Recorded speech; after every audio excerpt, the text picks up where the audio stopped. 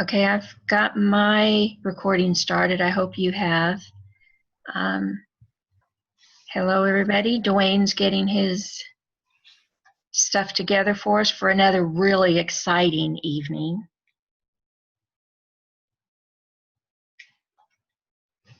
Excellent.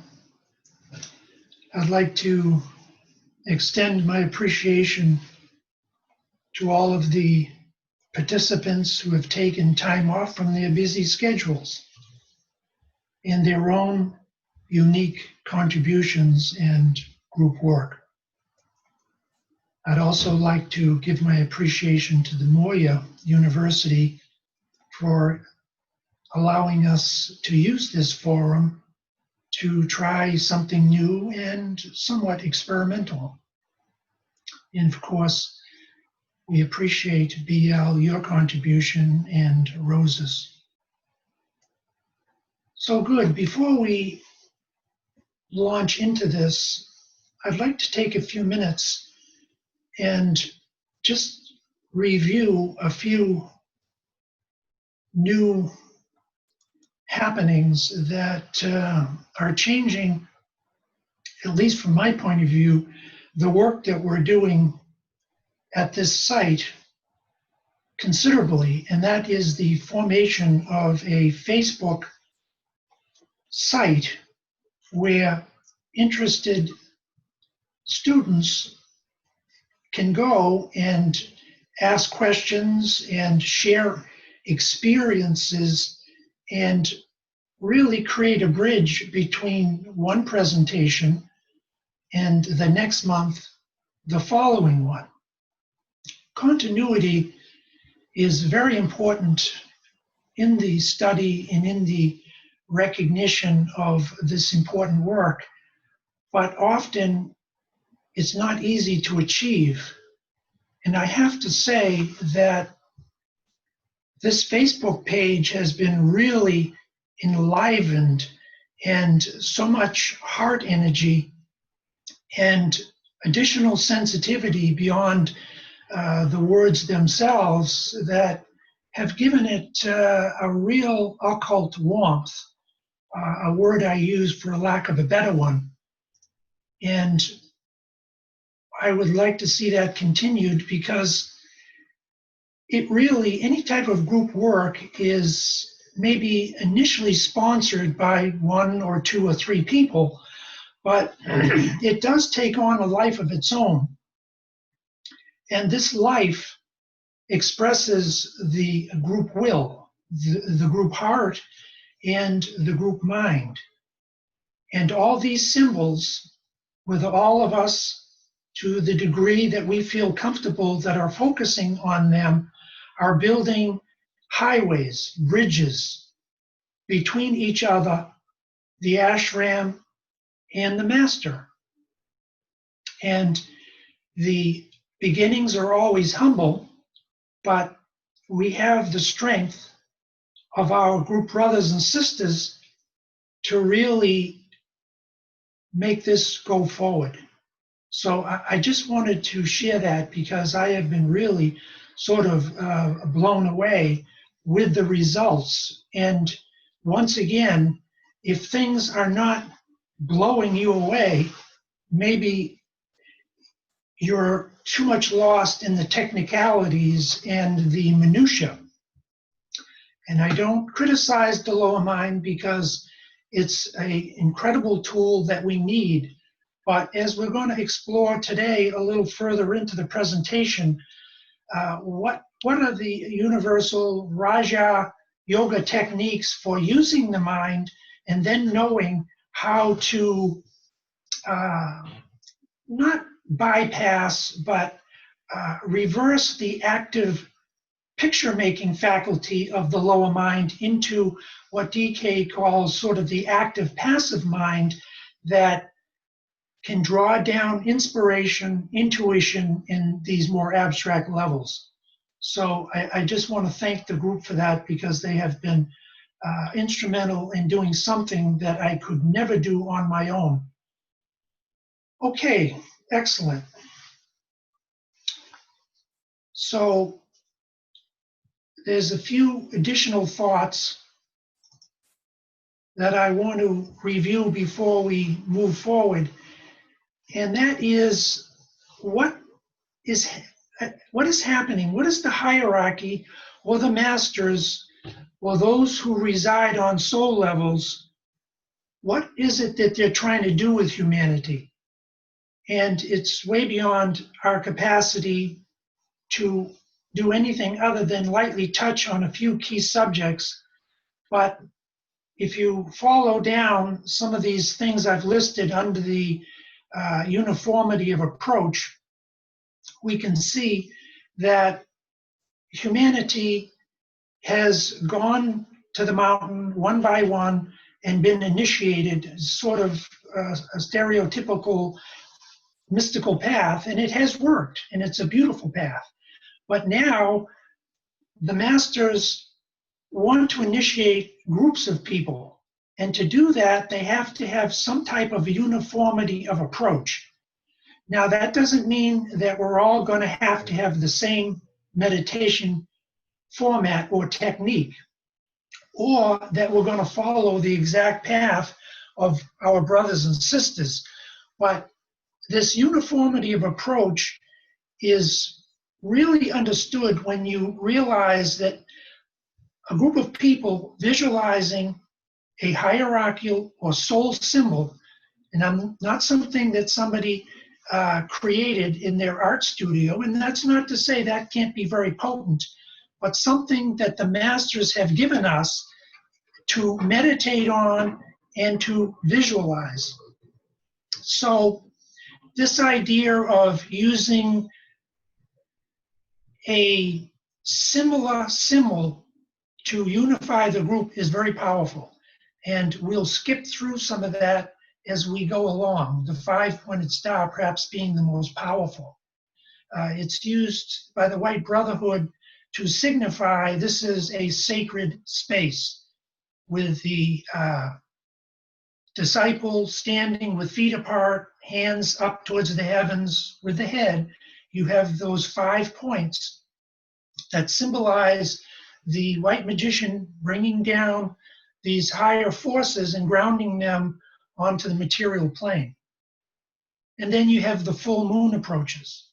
You have the solstices, and then you have numerous astrological alignments in which many people meditating at the same time can draw down and ground those positive aspects, and with their goodwill and right human relations, they can help negate the negative aspects. Okay, so let's move to this first image, and this was posted on the Facebook, but you can see the potency of the five-pointed star seen here surrounded by the 7 rays as a rainbow. And if you look in the center, you'll see that point of abstraction around which all the points of the five-pointed star actually rotate.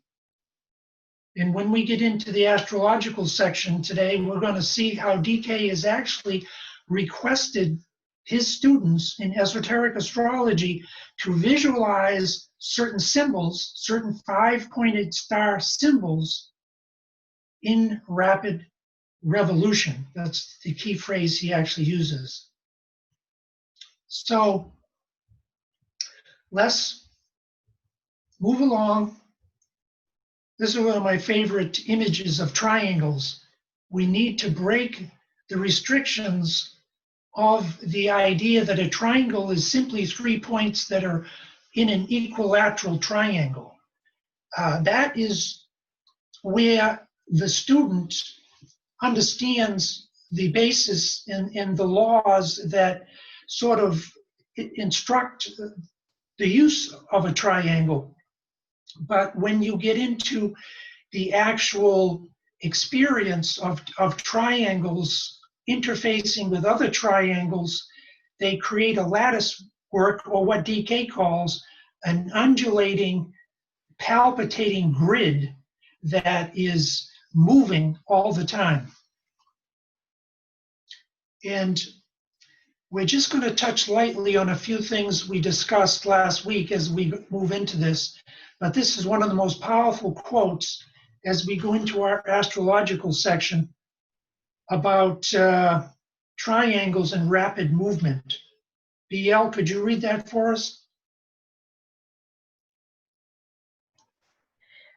I wonder if you can grasp, at least partially and symbolically, the fact that these triangles must not be thought of as placed static and eternally the same, or even as three-dimensional. They must be regarded as in rapid movement, revolving eternally in space and ceaselessly moving onward, and as of fourth and fifth dimensional extension.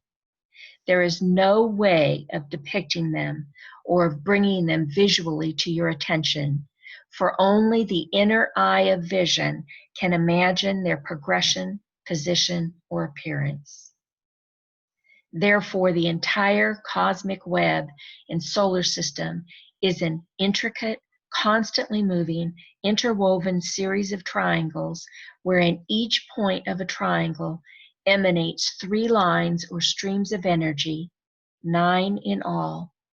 It is likewise responsive to and receptive of the energies, likewise triple in nature, which lie within its periphery or sphere of influence in vibratory activity. I think it was in our last session where I brought up a picture of the Earth being tessellated with triangles, that the planetary etheric grid is evolving from a series of squares into a series of triangles. Now, when you think of a triangle that faces a sphere, and you begin to get an idea that even though we can say something that has parallel lines, if you look at it in its totality, it will be made up of some type of sphere, and each sphere has 2 vortices, an inlet and an outlet. So think of the triangles as being really organic and subject to the movement of all types of forces simultaneously, just as the Tibetan has described here. Now, everyone will remember this one that we used a couple of presentations back, and it really got a lot of people excited and was extremely helpful to understand how triangles can connect with other triangles on other levels. And when you look at this sort of green series of triangles with the red rotating, you can see that they're ever changing. And remember that a triangle is made up of 3 different points, and they're all on different levels. And as they mature and grow, the triangle has to shift to accommodate a new level of energy, or a new rings past naught, or a new identity. So when you look at this, you begin to see how something that's apparently rigid, a triangle with 3 points, can become fluid. And I'm not sure if it's on this particular rendition of this green series of triangles, but the one we showed you was actually, it would speed up and speed up and speed up. And then eventually it would become, you could not really distinguish exactly where the triangles were, because it was traveling at such a high rate of speed, it became just more vertical. But still the triangles did exist. So imagine a sphere where a triangle can pass down through the throat of the sphere, but then if there's a second sphere, it can pass down through the throat of that sphere. And that's what connects them all together into one uniform whole, yet as they say in physics, different energies of different potencies nesting one within the other. Key word. Okay, so any questions up to this point?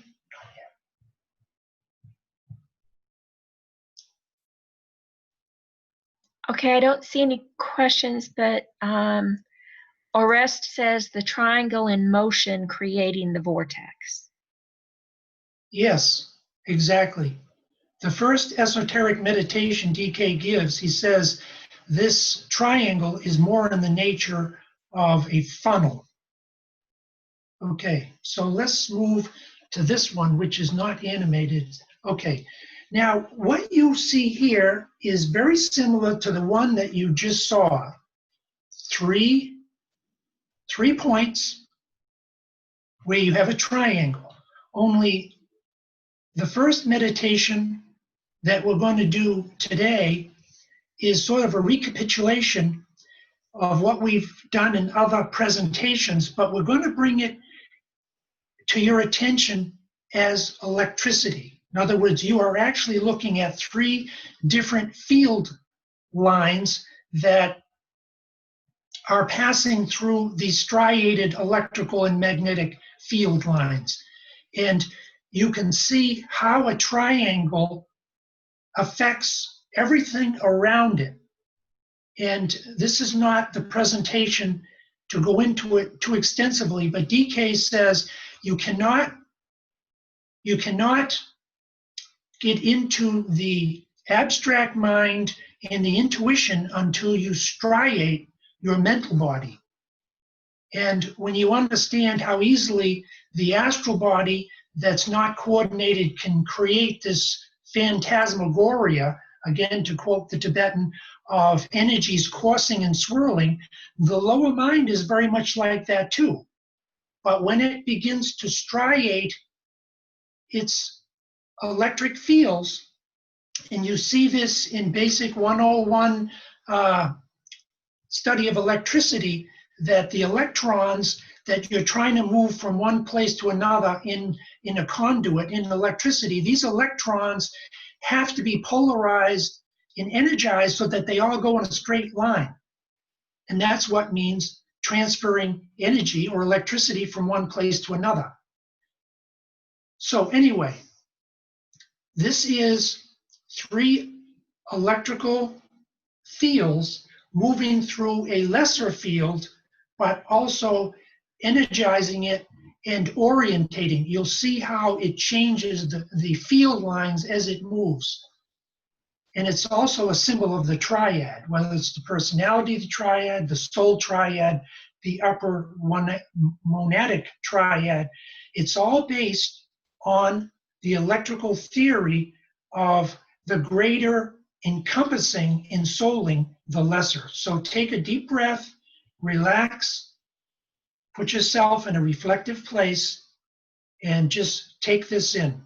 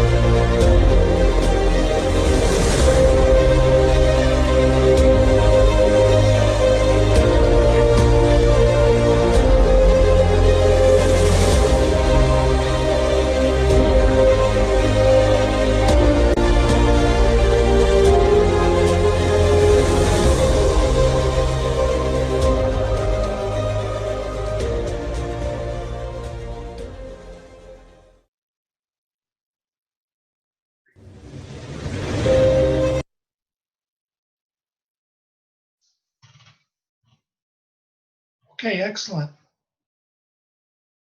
Are there any comments or anything anybody would like to share?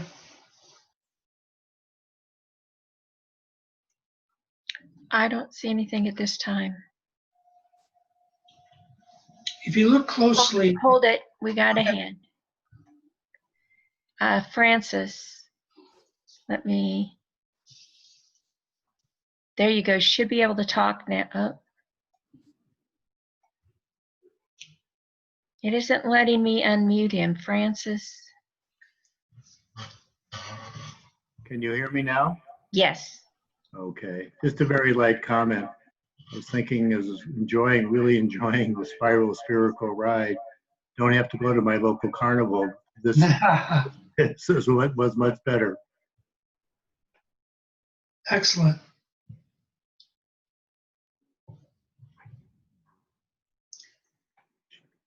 If you look closely, you'll see a point of blue in the very center. To me, that could easily symbolize the great second ray of love wisdom that characterizes our solar system. And yet from that one life, that one heart, comes the Trinity. And the Trinity galvanizes and moves all the lesser rays. You have 4 rays that sort of drive everything forward, and then the 4 minor rays that sort of work out their will. It's all done through the will of some great entity and acted out through Davic and angelic substance. So it's sort of interesting because on a clairvoyant level, this is more what we are than many of the wonderful symbols that are given in the New Age. It's an attempt to see each person, each being, each principle as electrical in nature. And electricity is a very, very difficult type of concept to really pin down. So I felt very privileged to stumble across this and to be able to share it. Remember, the Tibetan has said that the greatest and most ancient of all the esoteric sciences is astrology. But he also says that the science of electricity is also the greatest science that will affect humanity's future development. So one of the purposes of this work is to combine the most ancient sciences, such as astrology, with some of the more modern ones, which are like quantum physics and cosmology and electricity in its different forms. Okay, if there aren't any questions, we'll move to yes. the next one. Veronica asks, are all 3 from the same vibration?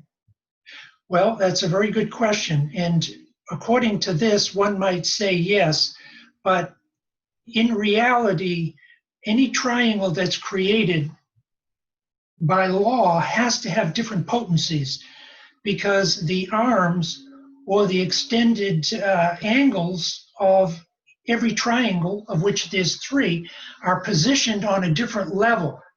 In other words, one can be on the physical etheric, another point of that, the triangle can be on the astral, the third point can be on the mental. That's like on the human side. Cosmologically, on a very large level, you can take like the triangle between the Great Bear, Ray 1, Sirius, Ray 2, and the Pleiades, Ray 3. Same thing, only on a high level and a lesser level. So there has to be distinguishing differentiations. Very good question. Any additional questions? Yes, a couple of more. Risa says, yes, that blue. I felt love within this movement. Love, Excellent. underline it. Excellent. And you bring, Risa, not only a lot of wisdom, but you bring a lot of love. And I really appreciate your contribution in your many posts. Thank you. And then Diana says, I imagined it was the funnels. The funnels, absolutely. These are electrical vortices or funnels. And Lisa says, aren't we beautiful? Aren't we beautiful? I love it. And Strip that's away the mask, and you find that behind each person is an exquisite, radiant, egoic lotus with such beauty that it disarms the personality. Okay, now we're going to move into a little bit of astrology, and we started on that in several other presentations, but we never were able to follow it through because there's so much material there, but at the same time, we want to take these ideas and these images and sort of meditate on them. We don't want to move too quickly.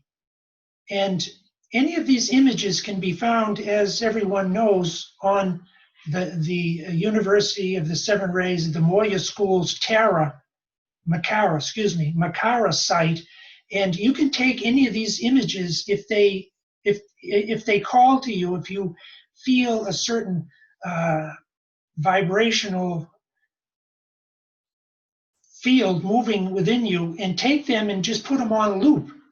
And you can go into a nice meditation for 10, 15, 20 minutes as it just keeps looping around. Okay, Rose, would you like to read this? Upon the golden triangle, the cosmic Christ appeared.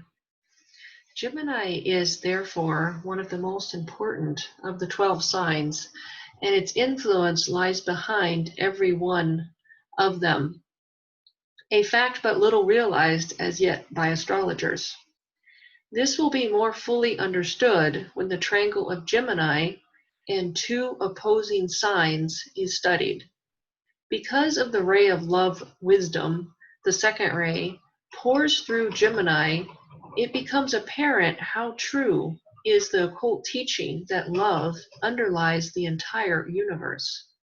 God is love, we are assured, and this statement is both an exoteric and an esoteric truth. This underlying love of deity reaches our solar system primarily through Gemini, which forms, with the constellation of the Great Bear and the Pleiades, a cosmic triangle. This is the triangle of the cosmic Christ, and is the esoteric symbol lying behind the cosmic cross. There is ever the eternal triangle to be found behind the fourfold phenomenal appearance. Speaking symbolically and in the words of the old commentary, upon the golden triangle the cosmic Christ appeared.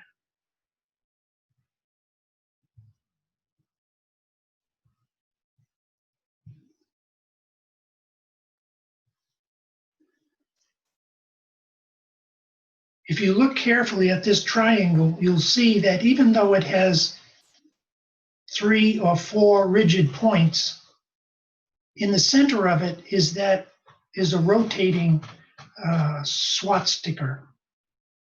And there's a curious relationship between the swastika and different types of triangles that we are going to not explore today. But here you have that key triangle that DK just mentioned between the Great Bear, the Pleiades, and Gemini. At the center of this triangle, the Christ took his stand. From that point, his Aquarian work began and will continue for 2,500 years. He will be known as the point within the triangle, the dispenser of the water of life, the nourisher of the little ones. And you have blue, the second ray, shooting off in 3 different directions, and you have the fourth ray of Budai, symbolized by the golden yellow, and of course you have the red symbolizing the first ray. It is a beautiful symbol to take into your meditations, and at some point I'd like to see it rotating and palpitating like some of the other images we've been able to present. Are there any comments or anything anybody would like to share? And Veronica says, I wonder what combination of vibrations would create a lotus. Yes, a lotus. This may surprise many of our viewers, but the petals of the egoic lotus, the petals of any of the centers going up the spine, either etherically or on higher levels, these petals are not, what they are is their energy rotating quickly around a vortex that gives, to quote the Tibetan master Duality, the appearance of petals. Now I want you to look at the center where the dot is in this golden triangle. If you look carefully, you'll see that it's a swat sticker rotating at a very high speed, and it has the appearance of petals. And if we slowed it down, it could actually turn into some geometric shape. That's sort of a little difficult to grasp, that one can be transmutated into the other when energy is applied from a higher level, and then it can do just the opposite. It can become solidified. The rotating appendages can become actual triangles. So give that some thought. Any additional questions? Yes. Francis, please go ahead. Can you hear me? Just a quick question. The fourth point on this symbol, just wondering if that would be Sirius, since it's a disseminator of the second, fourth rays in that line.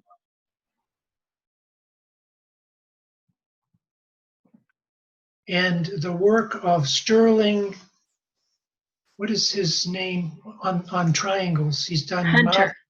Yes, exactly. Sterling Hunter. If you have a chance to Google him, he's done incredible work with triangles. There are so many connections that we're really not aware of. And I recall the Tibetan saying in esoteric astrology, I'm only going to give you the relevant ones that I think you can understand. And whenever he says something like that, you go, wow, you know.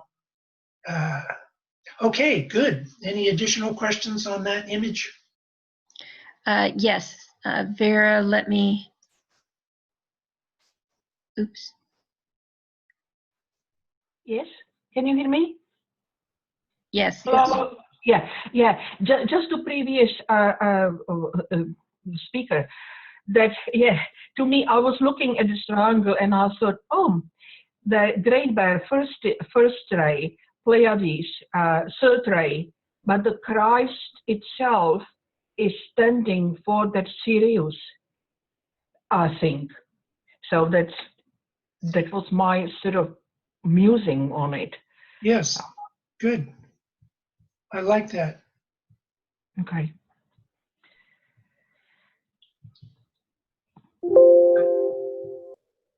Okay, excellent. Is there somebody in the group that would like to read this next quote by the Tibetan? Lisa says the petals to geometry, yes, like the aperture of a camera.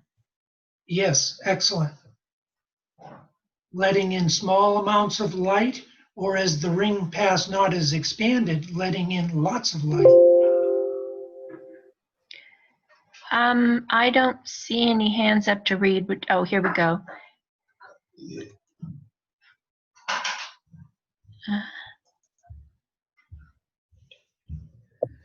Can you hear me? Yes. The 12 zodiacal potencies. The 12 opposites must become the blended 6. Gemini. This sign is sometimes called the constellation of the resolution of duality into a fluid synthesis. Governing as it does all the pairs of opposites in the zodiac, it preserves the magnetic interplay between them, keeping them fluid in their relations, in order eventually to facilitate their transmutation into unity, for the two must finally become the one.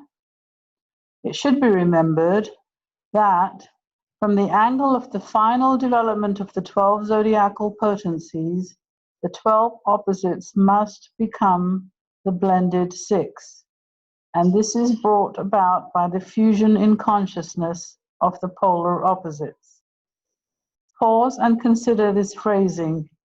The opposites eternally remain from the point of view of human reason, but to the initiate whose intuition is functioning, they constitute but 6 great potencies, because he has achieved the freedom of the two, as it is sometimes called.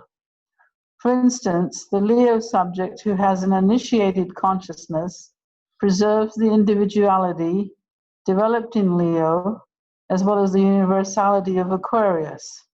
He can function, if he so chooses, as a fully self-identified individual, yet possesses simultaneously a fully awakened universal awareness.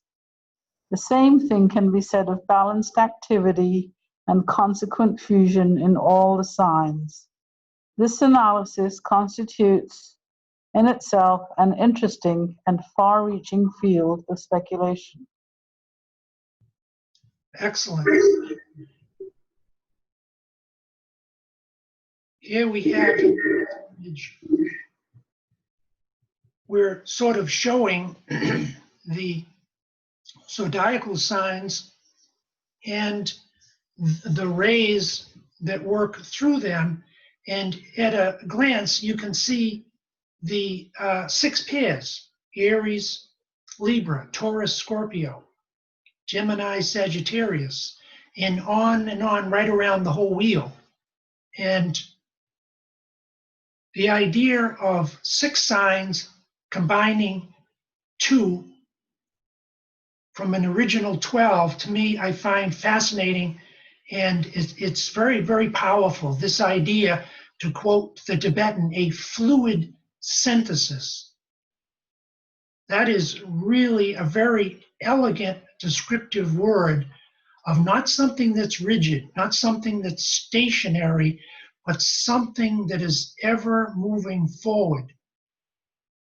There's a progression. It's like a fractal or a hologram.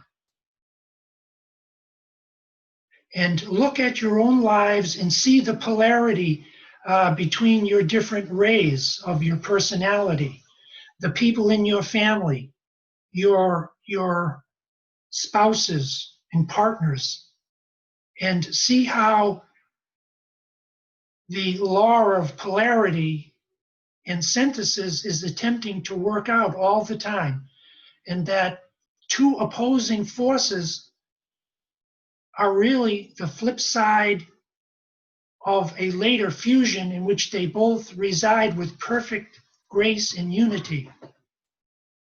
So tension, occultly understood, is creative. It creates friction in the personality, often in the early stages, but in the later stages, it causes fusion. The Tibetan has a formula. It's called tension, fusion, emergence. No, I've forgotten, but it's, you bring 2 or more forces together and they eventually, through the friction, they emerge. Okay, excellent. So now we're going to move into another quote by the Tibetan. Rose, would you like to do that one? And then we're going to do an animation.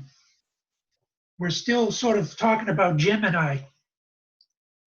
This, therefore, brings into a close relation 4 great constellations, each of which has a particular relation to the dualities with which man has a definite evolutionary concern. These are expressed in a unique manner for humanity through Aries, Gemini, Virgo, and Scorpio, and the following diagram is descriptive of the nature of that relation. When visualizing these diagrams, the symbol should be seen in rapid revolution. Here we see our 5-pointed star. Now in this case, the point is not up, the point is down, sort of indicating all these higher constellations are pouring their force, their redemptive light and love and power down to the earth to lift it. So what we're going to see next, and we did show this in one of the earlier presentations, but I wanted to show it again because it sort of, in my opinion, demands recognition that the Tibetan has outlined these brilliant theories and principles and laws that we've studied for years, perhaps our whole entire lives. But there are places where he says we've got to let the lower mind go and see these images abstractly.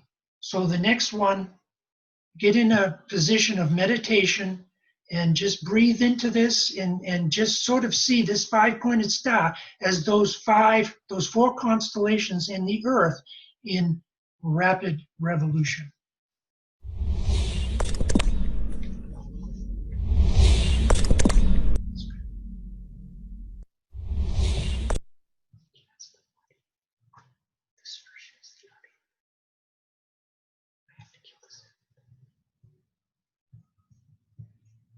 Nobody's seeing that.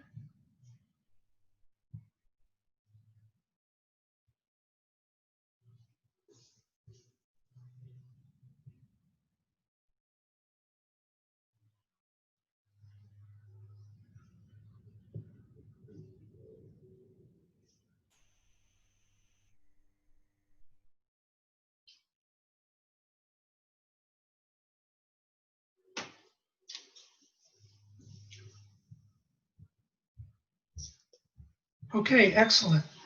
I hope everybody saw that. We had a little difficulty technically. Did everybody see a 5-pointed star twirling on their screen? Yeah, I think so. Okay. Did you see it, Biel? I did. I did. Go ahead. Risa wants to know, was it crisis polarization sweep that you were talking about a minute ago when you were talking about the crises, tension, emergence. And I think I may have said it incorrectly, but that's the correct order. Tension leads to crises, and that's 2 or more forces that are incompatible. And then when they're finally unified or brought together, like we just read with the 12 signs of the zodiac fusing into 6, you have emergence.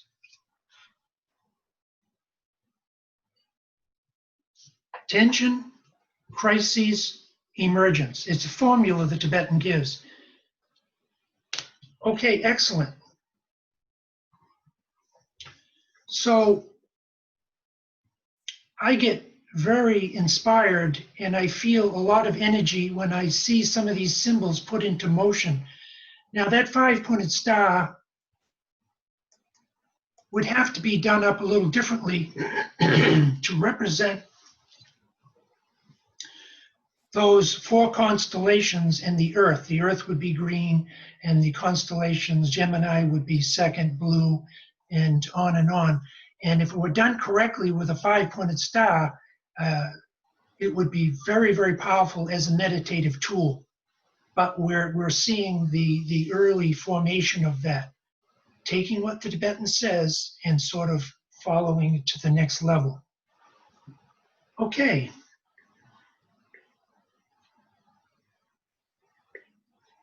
Biel, would you like to read this next one? Sure.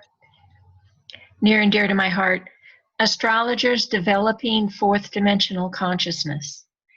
The whole problem of the 3 decans and their rulers in each sign of the zodiac must remain a difficult and abstruse problem until such time as astrologers have developed a four-dimensional consciousness and know the true meaning of the biblical phrase, the wheel turning upon itself. In reality, the wheel does not turn like a wheel in a car, either forward or the reverse. It turns every way and both ways simultaneously. This fact is, as yet, an impossible one for the human consciousness to grasp. The complexity involved in the progress through the decans, conditioning also the rulers, is to be found to be based upon this multiple action of the wheel. The wheel, therefore, moves not only clockwise, but both ways at once, and also at right angles to itself. Excellent. Thank you, BL. It's very clear to me that what Ezekiel saw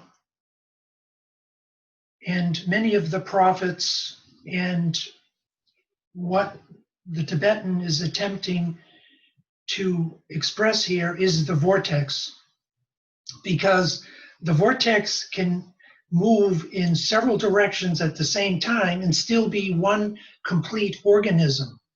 And we're going to show an animation after a few more quotes of exactly how that would look visually. Very, very powerful.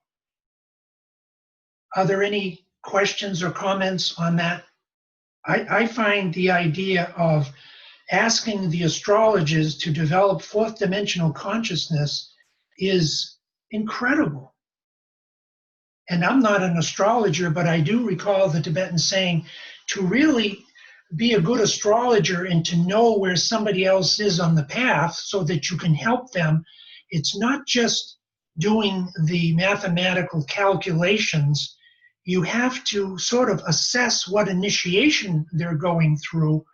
And yes, that may be supported in the chart, but you also have to have an awakened intuition, because the intuition, you can have two people born at exactly the same moment, the same time, and be totally different because they're on different levels. And one has not progressed as far as the other.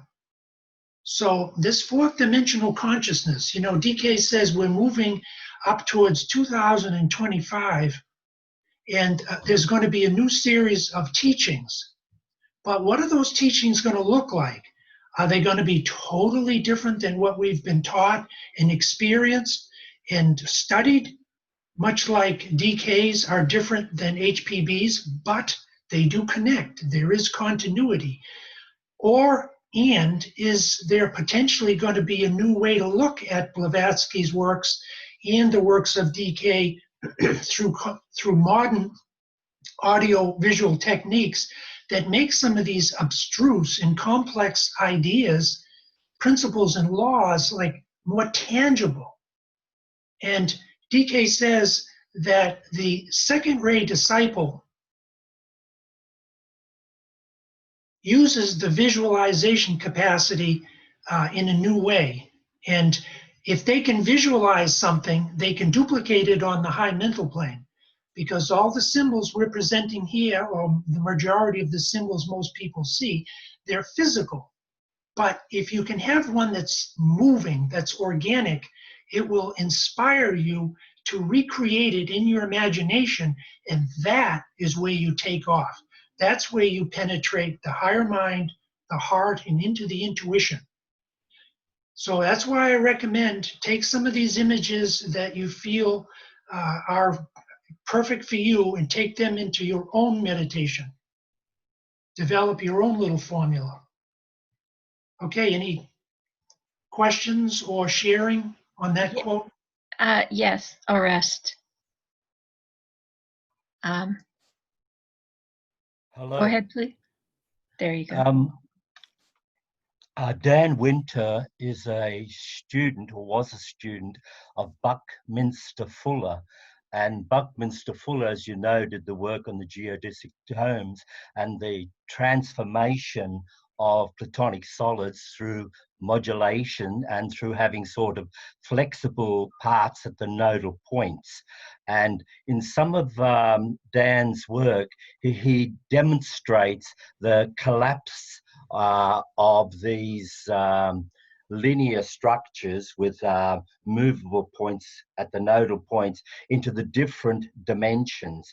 And I found that a fascinating way of seeing the transformation take place. And my understanding is there are certain crystals, and depending on the tension upon the crystal, it then motivates a movement in the lattices of the crystal. The crystal then will allow a particular manifestation of energy to come out.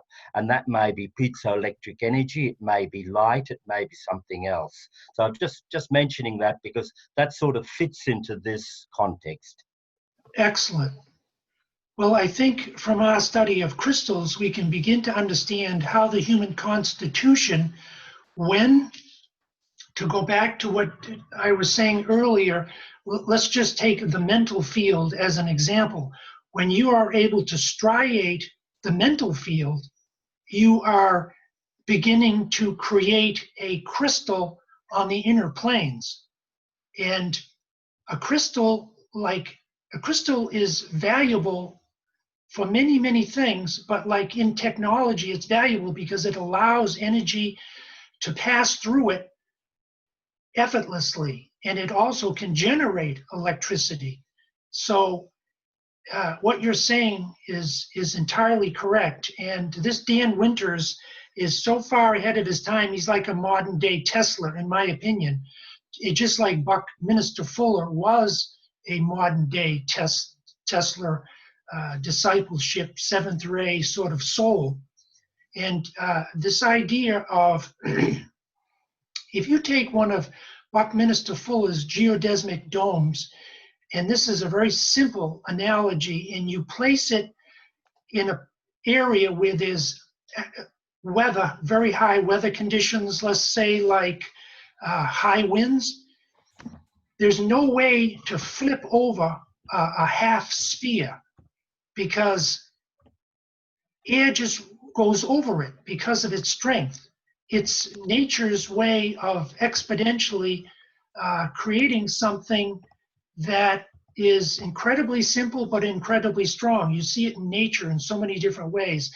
And Buckminster Fuller saw into the inner planes, and he created these marvelous geometric Platonic forms that have really revolutionized so many different areas, whether it's architecture or just so many different things. So thank you, Oris. That's fantastic comment. I appreciate it. Any additional comments? There are, and he adds, we are composed of liquid crystals. Yes, absolutely. The study of water has demonstrated that it's not some passive thing, that it actually has an identity, it has memory, and it can be programmed. And it's a living force of nature that we need to sort of develop a symbiotic relationship with, rather than just thinking it's something external, it's something outside of us, something we drink, something we wash our hands with. No, it's the blood life on one level of the planet and of our own bodies, which are 90% water. Excellent. Any other comments? Yes, there's several more. Joe says, I just acquired a Merkaba stone. I think this writing describes what that combo of two four-sided triangles. Any comments? Yes, the Merkaba. We'll be studying the tetrahedron, the fused, the two pyramids fused together that create what is called the upper and lower triad. That we're going to give a whole presentation on that. And yes, I agree with what he's saying. If he's talking about the Merkaba. She, but yeah. I'm sorry, she. Yeah. And then Risa says it is the ability to recognize intuitively, getting back to this astrological statement here, it is the ability to recognize intuitively all the different levels the person is working on, seeing the person working within the 7 planes on the constitution of man. Excellent. That's a wonderful statement. One of the things, things that the Tibetan presented that's not well known is that he actually started a small pilot group to develop psychic sensitivity. And I have to be careful here because he's not talking about astral sensitivity on the lower subplanes. He's talking about a very advanced higher one that can only be experienced on the 1st and 2nd subplanes of the astral and the Buddhic. And that this psychic field, this psychic development will be a part of these new Aquarian teachings that he deliberately steered his students away from because he was trying to take them from the astral plane up to the mental plane. And to this particular student in the Dina books that he was inviting into his group that was going to study psychic phenomenon, he said this, and this is, to me, very powerful. He said, in previous lifetimes, you developed a very high level of psychic sensitivity, but it wasn't high enough. And this lifetime, the soul gave you a lot of 5th ray and a lot of 1, 3, 5, 7 masculine ray line energies so that it could help lift you up onto higher mental levels, so that now that I'm inviting you, and you've done that, you've demonstrated you're mentally focused, you're a server, and you're on a soul level. Now we're going to go back and I'm going to teach you these new psychic powers that are coming in the age of Aquarius, but they have to be, this training has to be done gradually because it can be easily misused.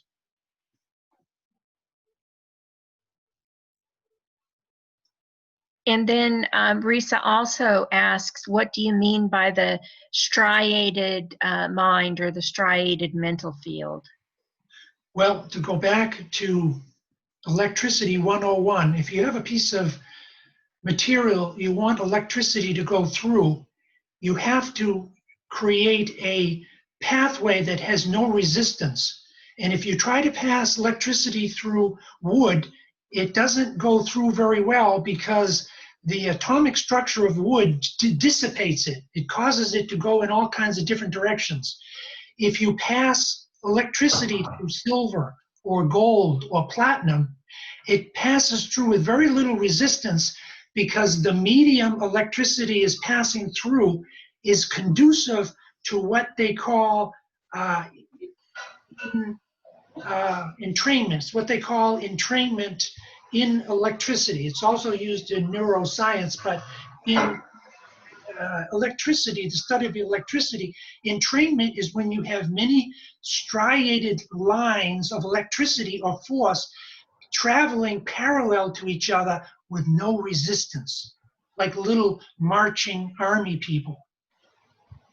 So you need to striate your mental field to be able to receive impressions from the higher mind, the intuition, and the will of the Father. And how do you do that? Well, there are specialized techniques and meditations, and I wouldn't want to share any of them right here on this presentation, but I would say doing service, doing meditation and prayer, and study all contribute to that striation. And why is that? Because when you do any one of those 3 or any combination of those together, you are taking your attention off, to quote the Tibetan, the little self, and you're putting it on the greater good of humanity. But yes, Risa, there are specialized techniques that will be shared as time goes by for disciples who have reached that level where they're ready to work psychically through the guidance of the heart and the higher mind.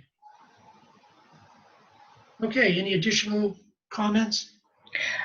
Well, yes, she just answered her question on how does one striate the mental field. And then Orest described it as a lattice. Yes, a lattice. There are many different types of lattices, and this is why we're going to study the platonic solids in the polyhedra, because there's many combinations, and they can nest one within the other. And each ray, each plane is actually characterized by a certain geometric form. Okay, excellent. Let's move to the next quote. If we could have somebody read that. Rose volunteers. The wheel of life turns within the wheel of outer form. The matter of Bohat circleth, and its fire hardeneth all the forms. The wheel that is not glimpsed moveth in rapid revolution within the slower outer case, till it weareth out the form. The 49 fires burn at the inner center. The 35 circulating fiery vortices extend along the circle of the periphery. Between the two passeth in ordered sequence the various colored flames. The great triangles in their just arrangement hold hid the secret of the wheel of life. The cosmic fire radiates as directed from the second sphere, controlled by the ruler of the merging ray. And this is from Treatise on Cosmic Fire 32, stanza 11. The Tibetan has indicated that the higher teachings that he has given can be found in the old commentary and in the stanzas of Dzyan.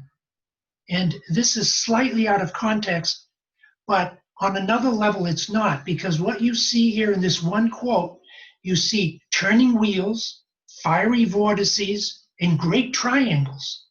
And even though you'd have to be a third-degree initiate to fully comprehend everything that's being shared here, all of us can understand from these various presentations the idea of wheels, spheres, vortices, triangles, and how they all sort of come together into one composite whole. Okay, let's go to the next quote. BL, are you up for this, or any other volunteers? I can do it. Okay. 10 dimensions of wheels all turning, spheres within spheres. Wow, I'm imagining a gyroscope here, but Oh, excellent. the old commentary expresses this obscure truth as follows. The one wheel turns. One turn alone is made, and every sphere and suns of all degrees follow its course. The night of time is lost in it, and kalpas measure less than seconds in the little day of man.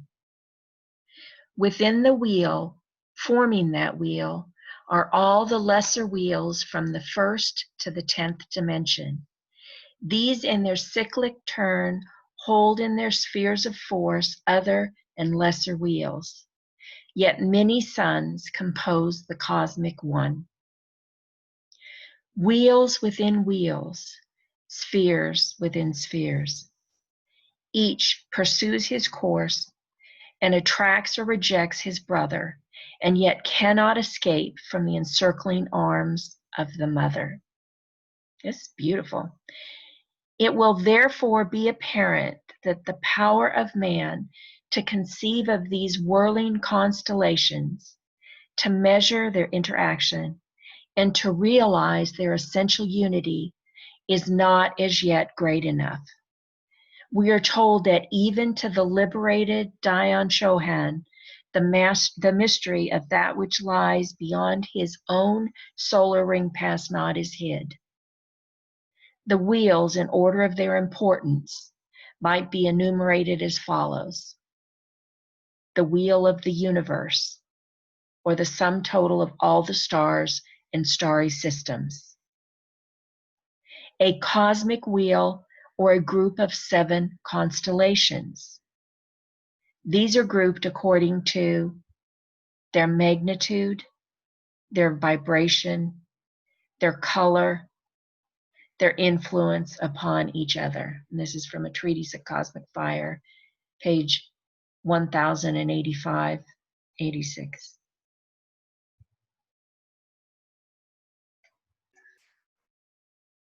Right from the old commentary. Isn't it very poetic, but very, very occultly poetic in that it sort of invokes the abstract. You can't just read it like a novel. You just can't read it like a regular book. It gives you a sense of awe, how big, how grand, and how poetic this whole thing is with all its multiple levels. And we might add, I've actually truncated this quote because we're not going through all the wheels. We just sort of talked about the cosmic wheel. But added to that magnitude, vibration, their color, we could also say their magnetism, their electricity, their sound, their quality of heat. And this idea of a gyroscope is pretty esoteric when you think about it, because how can you take something that's not moving and has a certain weight, like a gyroscope, and you can put it on the tip of your finger, and no matter what you do, gravity will topple it. And yet, if you spin that top fast enough, you can put it on the tip of your finger, and it can actually rotate, not just in a vertical way, it can actually go around in a circle and still defy gravity. We see that principle so often, we fail to understand that this is pretty interesting. Now, DK says that the first type of motion we study is rotary motion, something that goes round and round and round and round. But it doesn't really go anywhere because it travels in the same course, around and around and around.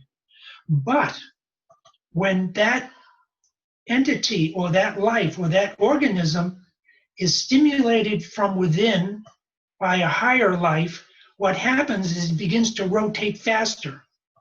And as it rotates faster and faster, it becomes like a generator, and it begins to generate its own internal heat.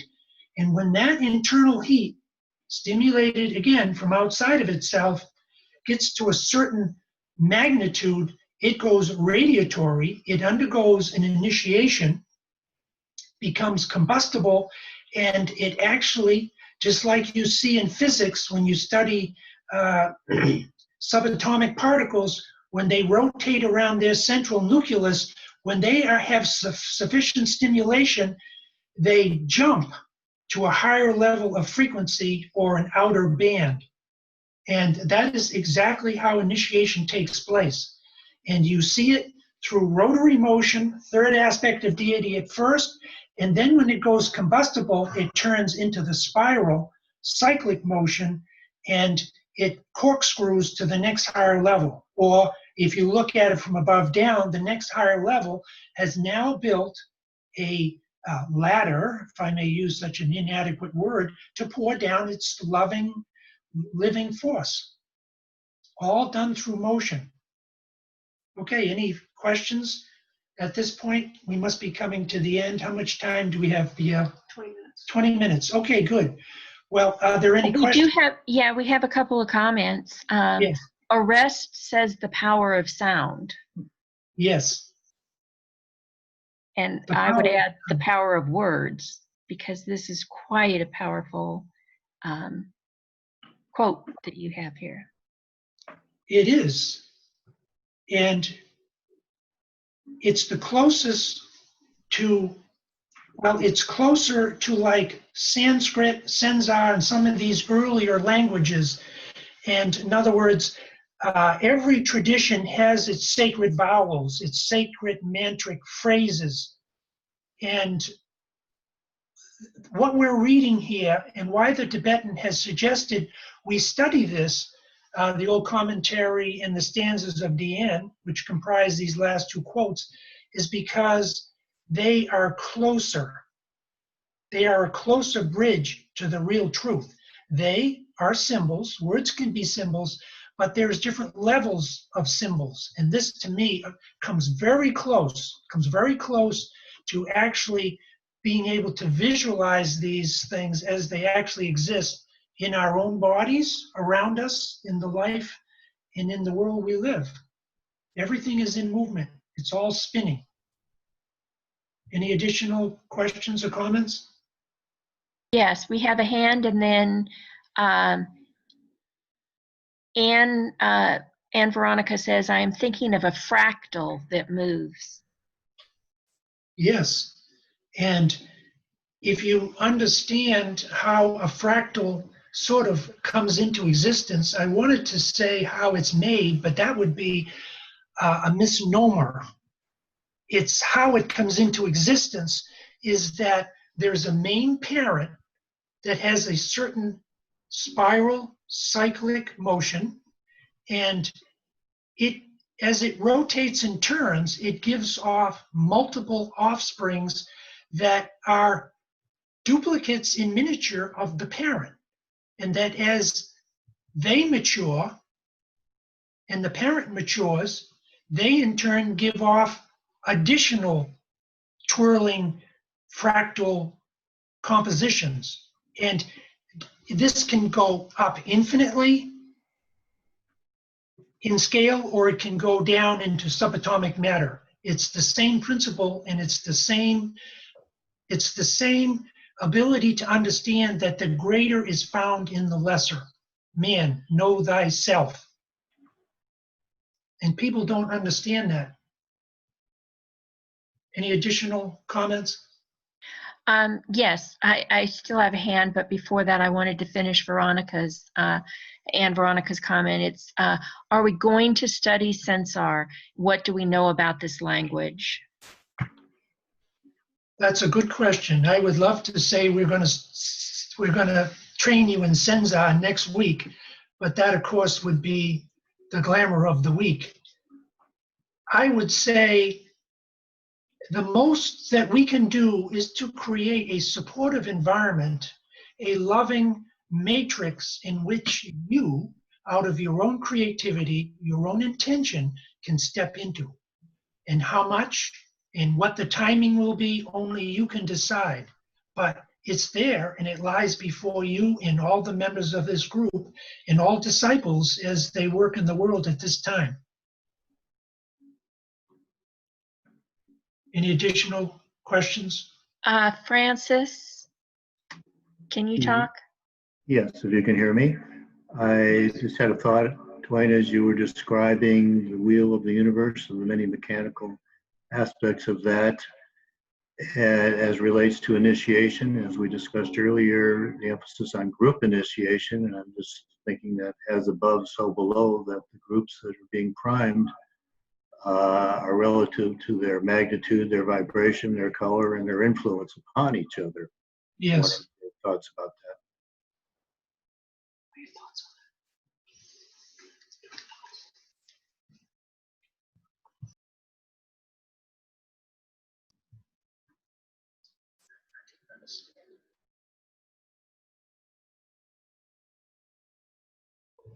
I'm not sure if I understood the question. Could you repeat it, please, Francis? I got distracted. I apologize. Just the reflection of what you were describing and the mechanics as relates to initiation, and then further how it's described here, the wheel of the universe and all the starry systems, but as a lower reflection, the groups that are being primed for initiation Yes. are also reflective of that in their magnitude, their vibration, their color, and their influence upon each other. Yes. Excellent. We don't have to know all this technical information to have the experience of what the Tibetan is alluding to.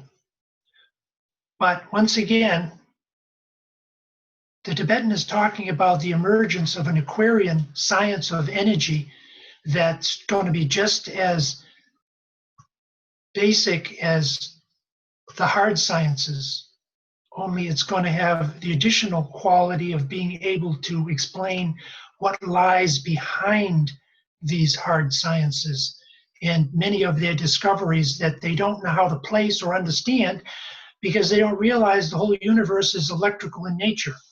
And if any of you have an opportunity, go to the Thunderbolts project, the electric universe, and you will see revelation after revelation about our solar system, the planets, and all these other constellations and outer systems, how they're all connected by these plasma streams like a big grid. Okay, excellent. So we're going to have a meditation now, and Okay, we're going to I see, have a couple of more comments if I can just read them really quickly. you certainly can, go right ahead. Okay, Risa says spinning, turns, vortices, the whirling dervishes reflecting this twirling. Yes, absolutely. The Tibetan in Letters and Occult Meditation says that when the body is orientated towards certain movements in certain directions in a certain rhythmic way, and the dervishes, the Sufi whirling dervishes would certainly fall into that category, you can begin to tap into planetary energies, and under certain conditions, if your higher vehicles are aligned, you can tune into soul forces, and it's brought right down into the body. And we see this in a very advanced form when the Wasak configuration, the geometric, I think it's the 5-pointed star, is made, and how it's sort of organized by different groups of people, but they all know exactly what to do at what time. And it allows the Buddha to pour this saving force onto the planet through this rhythmic movement, this geometric rhythmic movement. Thank you, Risa. Good question. And one more, and Veronica says, for me as a mathematician, it's only just an equation. If you change only one thing on the equation, the entirety of the fractal changes immediately. Absolutely. And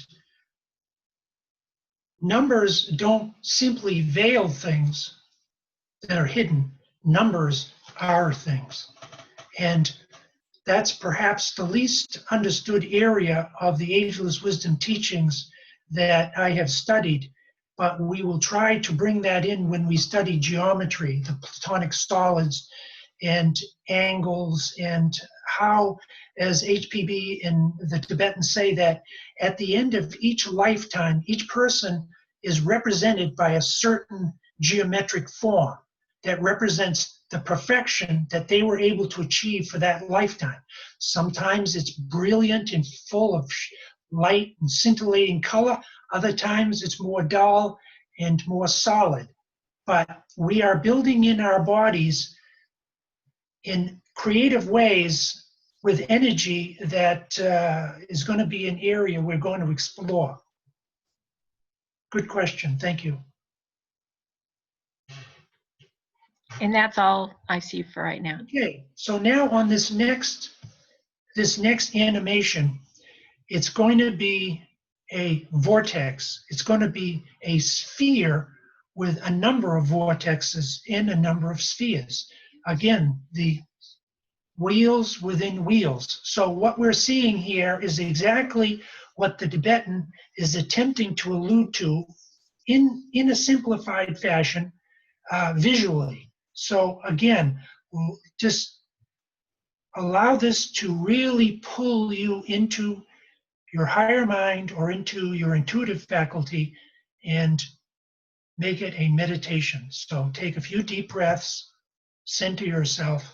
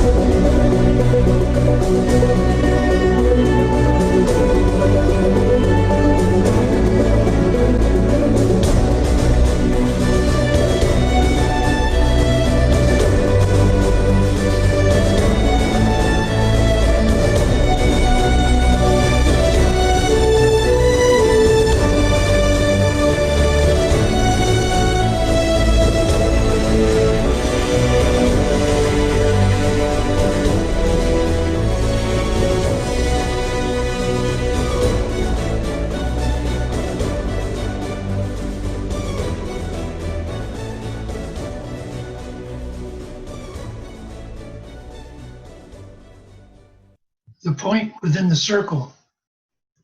Very powerful. This can be seen as just a pretty picture, or with the right interior focus or intention, it can be a doorway leading somewhere, someplace new, creative. You can see the idea of striations in this magnificent morphing vortex, and how there's the least resistance because of this striation, this crisscrossing. Looking from above down, this could be how the hierarchy sends down its saving cable of force. This can be a very powerful symbol of the Antakarana bridge that's built from both sides, us from below up, and from the hierarchy and the level of the soul down.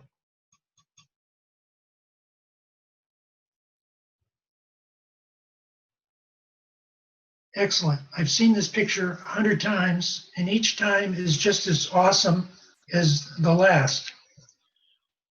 Are there any comments or sharing? Asha says, really felt the shift in energy. Powerful, loved it. Can we have the link for this, please? Thank you. Yes. Amazing. We will have this, not only the link, we will have it so you can pull it right up directly.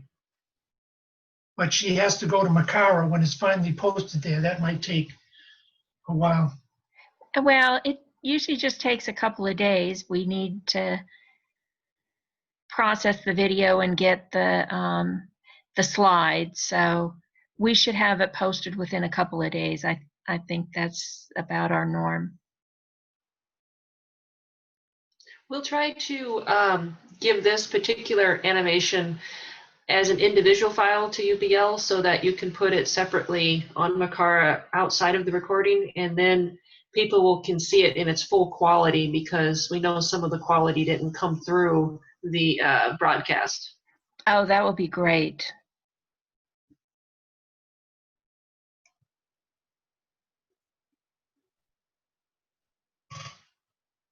Any additional comments?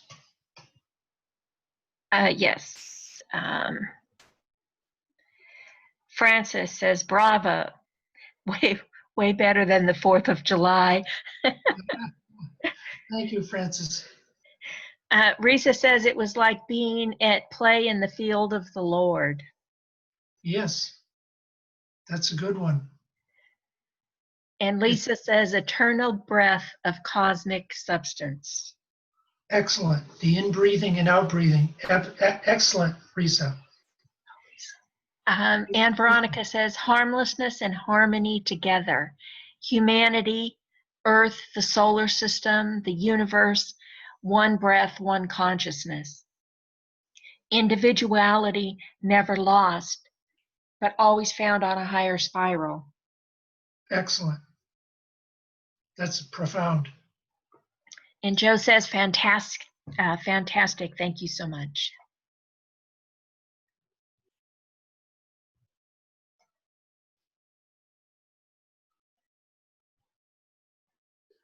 Okay, if there's no additional comments, we're going they're coming in. Leslie says to our friend, Veronica's comment about changing one thing changes the equation is akin to group unity and the importance of each unit, which changes the group equation. Excellent. Beautifully described. Poetic and occultly right on. And Arrest says harmonics. Harmonics. Beautiful.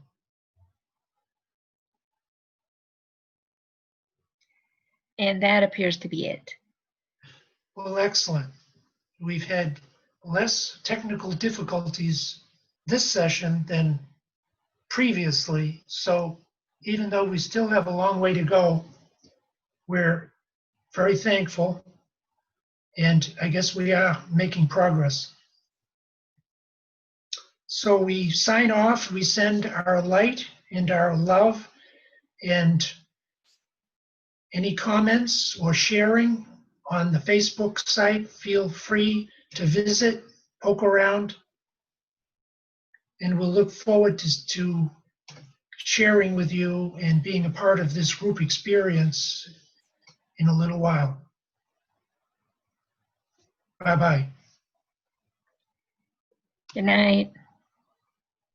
Good night.